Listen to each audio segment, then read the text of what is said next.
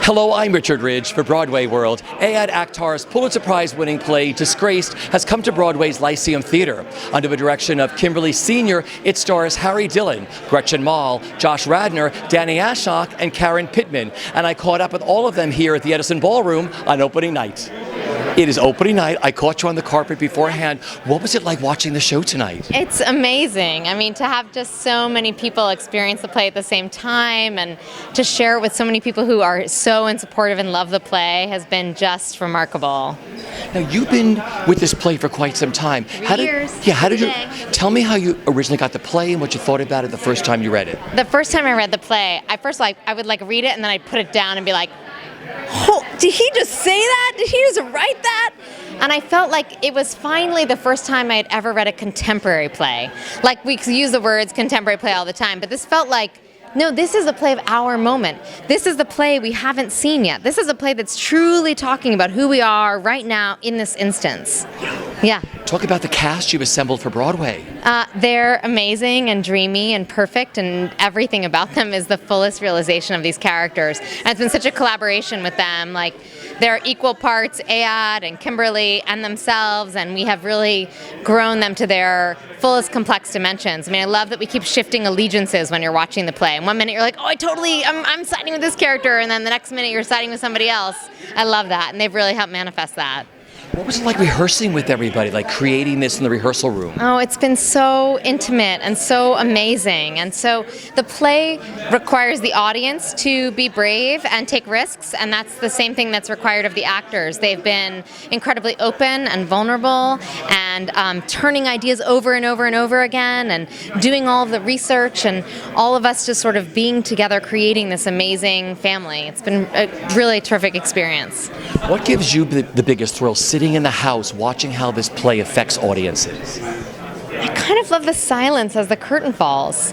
The curtain falls, there's no sound cue, and it's just haunting. I feel like we're all breathing together in the audience with the actor, and that's a haunting moment. My final question is, when the cast took their bow tonight, what was going through your mind? I was weeping. I had listened to the last final lines of the play from backstage, and I can't believe the thing that I saw in my head for so long is real. It is opening night, Broadway. How do you feel? I feel great. It's been such a wonderful ride, and I feel today feels like the start of, I hope, a wonderful chapter for this play on Broadway. Take me back to the beginning of how you got involved with the show. I'd been sent the script when I was in London. I live in London. I was doing a television show out there. They sent me a script. I sat down and read it, and to my amazement, I read it in one sitting, which doesn't always happen. And I just remember putting it down and speaking to my agent in London, saying, "I must do this play, whatever it kind of takes. Whatever it takes, I'm on board." It kind of spoke to me in a way that nothing else has. The play was very successful. It resonated with obviously English audiences and London audiences in much the same way. And an opportunity came. They told me, we're doing this play on Broadway. My head fell off. I put it back on my head again. And then they said, and we'd like to offer you the lead. And my head fell off again. I'm still trying to put it back on. And that's what's brought me here. Without giving too much away, talk about the role, what you love about him, what attracted you to him. Yeah, what I love about him is that, and what I love about this in play entirely is that you have a character, and you have when you see him physically, you have an expectation. This is a Muslim man operating this road, so he must have certain points of view, and immediately we start to subvert those ideas of who they are, and other characters come in, and we start to subvert the ideas of who they are, and then slowly by the end, or halfway through the play, I feel like the audience has this sense coming off, and I certainly feel on stage like we don't quite know what's coming next, but we got to kind of listen and keep on listening and keep on listening, and then like the vortex starts spinning faster and faster and faster and faster, and ultimately by the time we get to the end, like everyone's been kind of spit up on this very strange shore, and we're there collectively, this kind of collective kind of sharing, hopefully, if we do our job, a collective cathartic experience. Working with this cast and Kimberly, your director. Yeah. You always have a slight wonder before you start a play, like, okay, how is this going to go? And I'm worried. I hope I gel with everyone. And literally from the first moment we kind of sat down around the table, there was, I don't know, I feel like in some way we all kind of got the idea of what we were in service of. So everyone kind of like we all started pulling in the same direction, and we work a lot. We talk a lot about the play. We still do. We still kind of have ideas around it. And even tonight on opening night, we were trying to break out one other little idea, and someone said, "Stop! We got." It's like, no, the ideas must keep coming. So to work with people like that, it's thrilling. Yeah. When you took your bow tonight, do you remember what was going through your mind? Just get it right, because I know Kimberly and Ayad are coming out. I was like, one point I turned to Josh, like, did we do enough bows? Was that it? They're like, yeah. I was like, okay, great. So, but no, it was, I don't know, you just try to soak up the moment. There was so much warmth and love and appreciation coming off the audience. You just, you can't be humbled in the face of it. My final question is, when you walk down 45th Street, walk into the Lyceum Theater, seeing your pictures, the marquee, your name, is it surreal? What goes through your mind? You know what's surreal is it's the oldest theater on Broadway, and I had a chance. I know they have an archive at the very top, and to be able to kind of go and look through that, that really kind of. It's a beautiful place, and it's unbelievable. It sits on top of the theater, and there's a little cubbyhole where one of the Schuberts used to open the door and wave a flag to as well. I don't know. There's a certain point I was like, wow, you're kind of in like this wonderful lap of this theatrical god. So you just kind of hope to soak up the moment. I'm definitely staying very conscious around this whole thing, because I want to remember every single minute. I feel good. We got it out of the way. We did it. Nothing terrible happened. If anything, I feel like we had this lovely extended time of previews, which I guess for Broadway is normal, but I've never had that amount of time to get so comfortable in a piece. So as an ensemble, we're just all firing on all cylinders. And of course we were adrenalized and excited, and so that factors in, but it felt like we still were able to sort of bring the play to this audience of people that are warm and supportive, and so it was a great night. It was great. This is such an important play. Do you remember the first time you read it? Did you read it straight through? Did you put it down?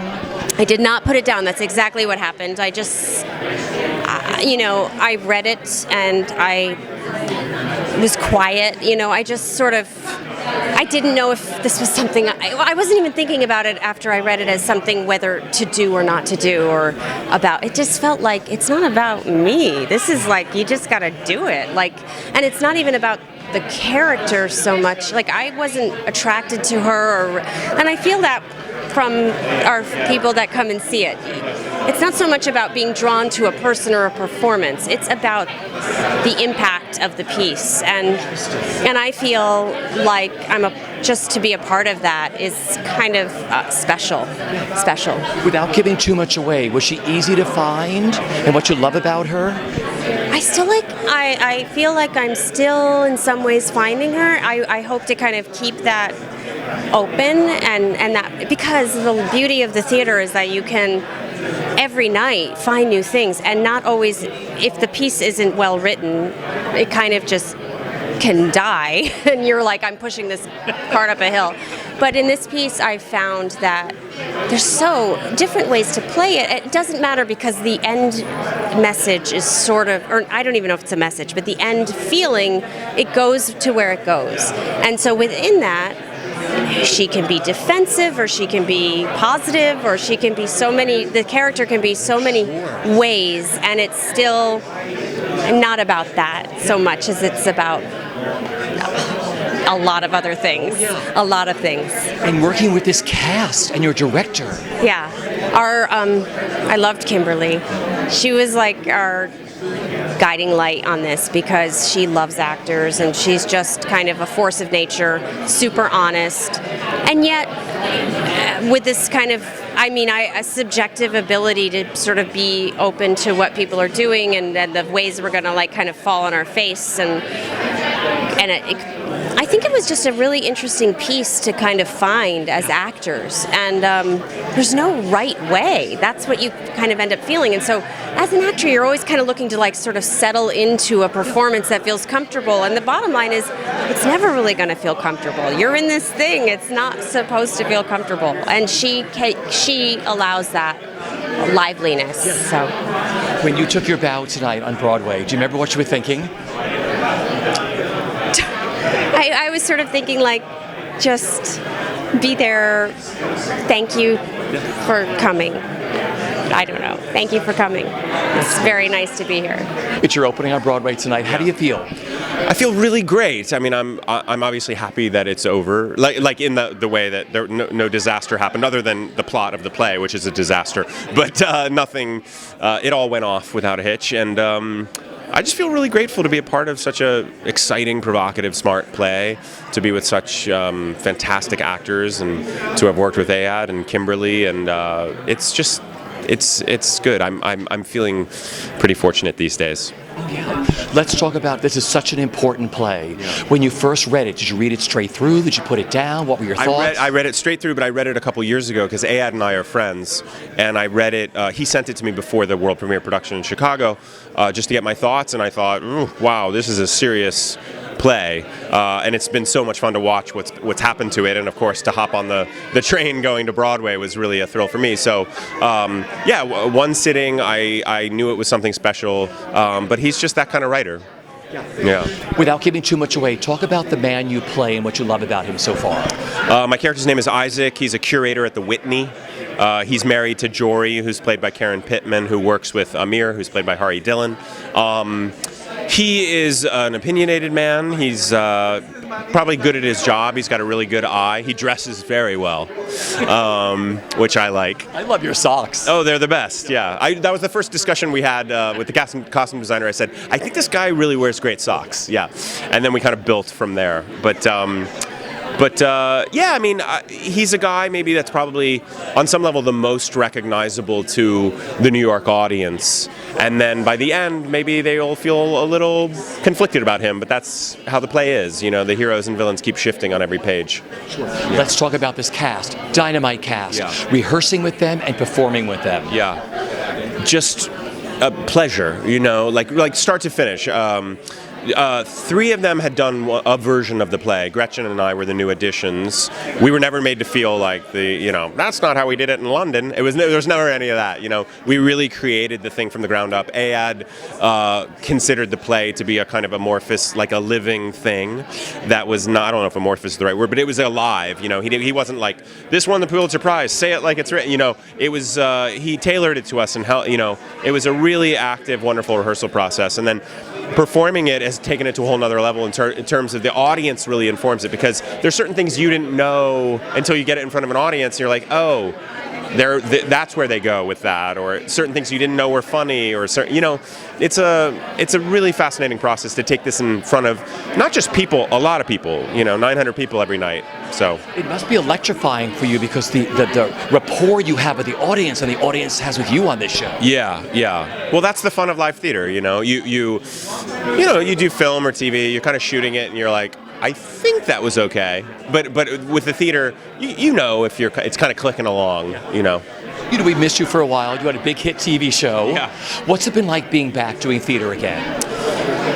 You know, the theater, when I was 16 years old and in love with theater, that's what I fell in love with. I didn't think like, oh, I want to be on film and television. That was never my thought. I wanted to be on Broadway. Like I was a theater-obsessed teenager in Columbus, Ohio. So I have moments when I'm in my dressing room, you know, getting ready to go on, where I like the 16-year-old me, it's like, I can't believe, like, we're here. This is fantastic.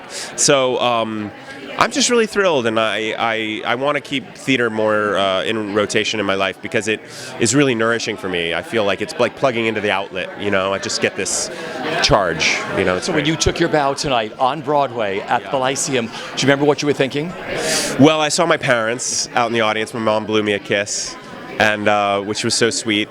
And you know, it's just a moment you want to be present for, because that's not going to happen every night. You don't debut the show every night, you know, and it was just a real thrill. It is opening night Broadway. How do you feel tonight? I feel relieved. It hasn't quite hit me yet. I've just made my Broadway debut, but I'm excited. I'm happy that we had such a great audience, and just ready to get this run going now, yeah. Let's talk about today. There's nothing like a Broadway debut. What was your day like leading up to getting to the theater? Oh, it was a little bit of a panic, because I needed to get some new shoes and sort out what I'm going to wear and everything. So that was a little bit hectic, but got everything done, and then it was time to go to the dressing room, and there were a whole bunch of gifts there which I had to open up, and bottles of champagne that I had to refrain from opening up, and it was great, and just coming together with the cast and just wishing each other the best. So yeah, it was good. It was good. It was nice, exciting. Sure. You had quite a journey with this show. You got to do it in the UK. What was that whole experience like doing it there and then doing it here? Right. Well, I mean, I've always said there's a massive difference in doing a show that's set in New York, and the New York audiences just get every reference that we make straight away, which is awesome for us. The audiences in London were great as well, and the beauty in Ayad's writing is that the themes that are touched upon in this play are relevant to anyone, no matter where they're from, whether it's London, the UK, wherever. And so that always hit home for a lot of people, and it strikes up a conversation after the show, which is exactly what we want. Talk about the importance of this play and why it is so right for now for Broadway. Well, I think what's great about this play is that the themes that are touched, whether it's love, family, work, politics, everything is touched upon in this play. I think, in terms of the current situation that's going on in the world right now, this play is as relevant as ever. And for my story, for the character of Abe, I think it tells the story of what a lot of young Muslim guys are going through at the moment. And working with this cast, what it was like rehearsing with them and performing with them. Well, I've worked with Hari before on the London run, and Hari is kind of like family to me now anyway. So working with him was just, as always, fun, and to be able to work with Gretchen, who I'm a huge fan of, and I love her on Boardwalk, and I'm a massive fan of hers. To be able to work with her was just such an honor, such a privilege. She's an exciting actress to work with. I don't have any scenes with Josh or with Karen, but as a cast, we've just come together and just we leave our egos at the door, and we just want to tell this story, which is always great. So Broadway debut, when you took your bow tonight at the theater, do you remember what you were thinking? I think I even said it, wow. When I took my bow, I was just like, wow, okay. It was great, but I couldn't take it all in, it was too much, but it was great. It was a lot of fun. What's it like for you walking down the street, down 45th Street, seeing the marquee, seeing your name on that? Is it surreal? It is awesome, yeah. I mean, I've tweeted about it a number of times, which is great. It's always exciting, and it's a dream come true to work on Broadway. It really is. Congratulations. It's opening night. How do you feel tonight? I feel so excited. I am exhilarated. I've been with this play for the last 2.5 years, and so it feels like a real accomplishment to take this play from off-Broadway onto Broadway and get the responses that we have been getting from audiences, to share it with the new artists, John Lee Beatty, to share it with all of the new actors who are in it. It's a really awesome experience. I kind of feel like I just had a baby a little bit. That I've been pregnant for like 2.5 years, and I finally just had a baby named Jory. It's crazy. Talk about reading the play the first time. Did you read it straight through? Did you put it down? No, I was reading the play all the way through. My kids came in the room, Mommy, can we have ice cream? Yeah, sure, I'm reading this play. Get out of my face. It's a fantastic story. I couldn't put it down. Now, so first I read the play, and then I went back and I read the character of Jory, which was just a fascinating arc, a fascinating story on what it means to be an African American who has achieved the American dream and navigated identity, but is watching someone else sort of deal with it too in a mirror. It was the first time I'd read anything like that. Usually, if you're an African American actor in a play talking about assimilation, the story centers around you. So for the first time, this story was centering around someone else, and I was a witness to it. It was fast. I was like, yeah, I got to do this. This is a great play. You've been down the road with many different incarnations, with different casts of working on this show.